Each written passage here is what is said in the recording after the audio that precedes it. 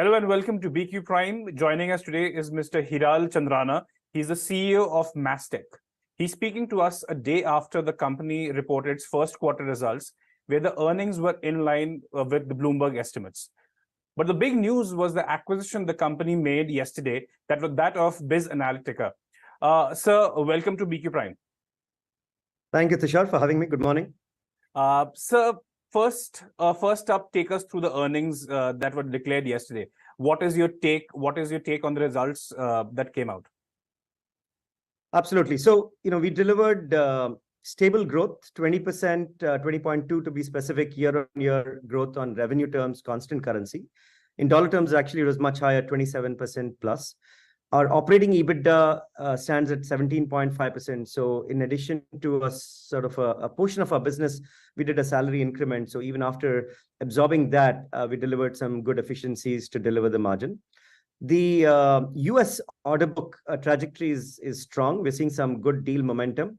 And as customers are looking at cost optimizations, monetizing their investments in cloud, particularly the cloud consumption and the cloud economics, we're seeing some interesting opportunities where our customer CSAT results recently tell us that they want us to play even better and bigger strategic role in their growth journey. So we're excited about the prospects ahead, Tushar. So in that sense, since you mentioned about the uptake in cloud services that you're seeing among your US clients, aren't you witnessing any slowdown as some of your larger peers has been talking about in the discretionary spending? I'm hoping the cloud spending that you're talking about is discretionary for your clients. Yeah, so it's an interesting point, because discretionary spend at a macro level seems to be under pressure, but where customers see an opportunity to digitize, transform while saving costs from a total cost ownership, they're not necessarily stopping or pausing that. Yes, there is delays in the deal cycles. The approval cycles are much longer, which is what we are seeing as well. But there are implementation deals, there are cloud transformation deals that we're still seeing. We had a couple of very interesting wins in the US last quarter, or the Q1 that passed, in the healthcare sector, where it is 5+ million deals, pure play, what you would traditionally call discretionary, but it is really transforming supply chain, transforming business processes, while overall saving costs for the company, right? Similarly, in UK, we're working in some very strategic areas, whether it's digital identity, legal immigration, borders, looking at even police protection and controlling cyber terrorism. So these are very nationally critical, programs where you would think those as discretionary, but it's really mandatory, right, for the government to execute. So it's tough to generalize the discretionary part. We're seeing a variation by industry and by program. And our exposure to financial services is not that significant compared to some of our peers. So that's helping us as well. Okay, so essentially you are seeing deal making in the cloud space, just that they have become of a longer duration. That's, I think, what you want to say? Cycles are longer. Competitive pressures are higher. Definitely customers are expecting more in terms of the overall ROI. But not necessarily in the cloud, data, and experience space. These three areas, they still want to go through their digitization and cloud journey. You mentioned about the pricing pressure that you are seeing. So would you say that the deal-making pie has shrunk for a larger number of service providers in that sense? To some extent, Tushar, but there is more creativity that's going into the deal, right? And there is more openness even from customers, right? In a historic sense, some of the highly regulated government health sectors would be shy away from offshoring. Now they're much more open to it. They would sometimes not necessarily be open to creative deal structuring models, but now they're open to it. So yeah, it's not necessarily pure rate card pricing, but it is much more creative commercial structuring as well. Okay. You added about 22 new clients in the quarter, in the April-June quarter, but your overall active client base has come down. Can you guide us through what is happening here? Yeah, it's a really good question. We're actually doing that by design. We believe for our size of business in the foreseeable future, we have too many clients. So by design, we are actually reducing the number of clients in certain geographies, including Middle East is something that we did in the past.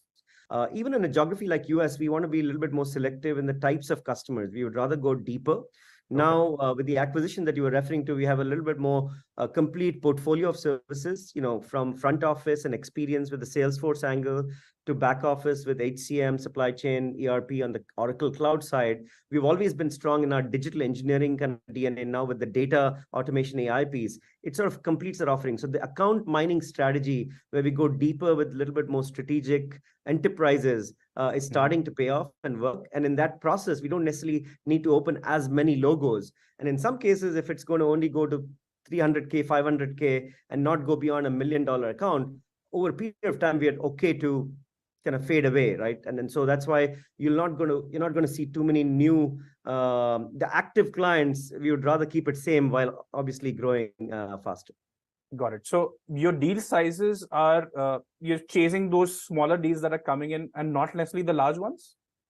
No, it's actually the other way around. I mean, we are we are entering some of those accounts with smaller deals. In some cases, we sort of have a land and expand strategy. In the Salesforce business, many cases we start with a particular cloud, let's say a sales cloud or a service cloud, and then expand. Even in some cases, in digital engineering work, you have a pod of 5-10 people, and then that expands to more divisions, more geographies. But we want to increase our deal sizes. We are actually seeing that happen across the board, even in geographies like Middle East and Australia, we're seeing deal sizes increase. So we want the account sort of sizes to be larger. We want to do more 3 million, 5 million, 10 million accounts, as well as larger deal sizes. So it mitigates our risk in terms of ability to open new logos. All right. Let's talk about Biz Analytica then. It's a digital, if I have to see its description, actually, it's actually a AI and cloud company that you have acquired in the US for total upfront payment of $16.72 billion.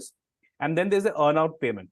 So if you can guide us through the deal details. So there were 3 factors that you mentioned in the deal, that there was a mention of a slump sale basis, there's an upfront cost, and then there's the earnout payments. So can you guide us through the deal financials here, sir? Sure. Tushar, let me take a minute to just talk about the significance of this deal, because it's a very strategic milestone for us, right? As you know, what has happened in the infrastructure space, in the application space in the last 20 years in IT services, the data space is going through that, which is customers are moving their data to the cloud. They want to modernize their data landscape so that they're in a position to run analytics and AI. And in that context, there are companies who do data engineering and data modernization, and then there are companies who do data analytics and data science, right? So Biz Analytica is an interesting mix of both, right? Companies like Snowflake, companies like Databricks are growing like crazy. And customers are asking this from us, saying that, in addition to the app dev work, the enterprise apps work that you do, can you look at our data strategy? Because that's their next big investment, right? Because they want to monetize, they want to make more informed decision makings.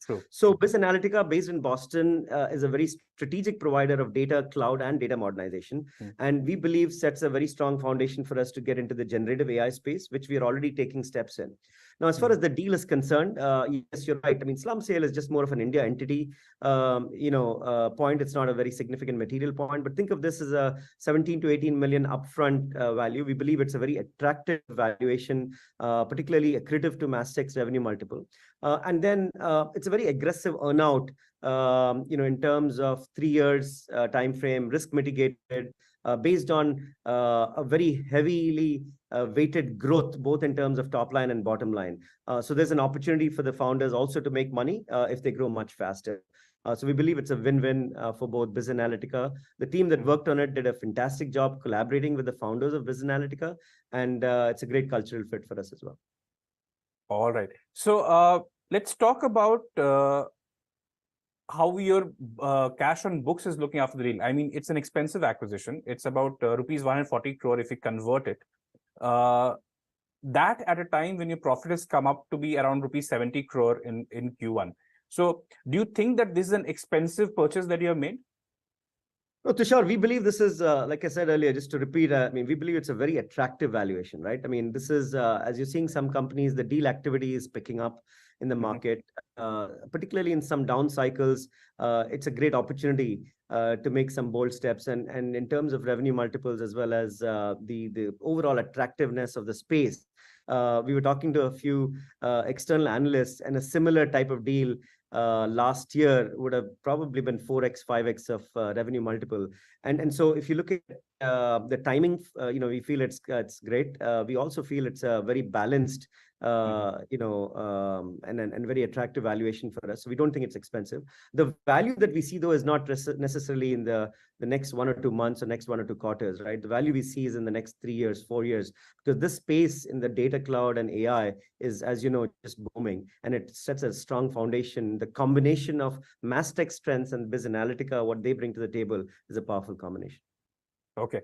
Lastly, let's talk about your hiring plans for the year. There is an industry-wide slowdown, but you are not seeing so much because of the field in which you operate. In that respect, in that context, what is your hiring plans for this year? How do you plan to allocate resources, the human resources, depending on how much demand is coming in? So it's a great question, Tushar, and this is the balancing act that we're managing as a portfolio. So there's 3 tracks running in the company. One is a growth track, right? We have to execute on our strategy. We have big bets on healthcare in US. We have very strong presence in UK public sector. We're seeing some interesting dynamics when it comes to Salesforce, Oracle, now data.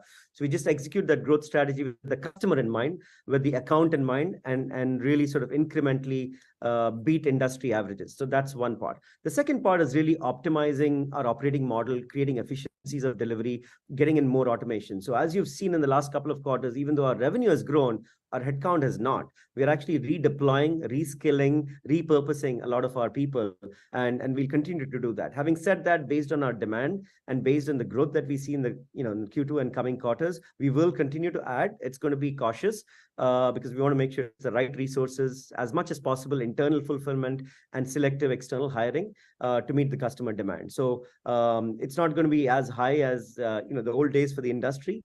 But it's going to be very, very focused based on customers' demand and niche skill sets. So you're pushing for efficiency of the current headcount that you have? In parallel, so that we can reinvest for growth in newer areas as well. Got it. Thank you, Mr. Chandrana, for joining us today. It was a pleasure talking to you.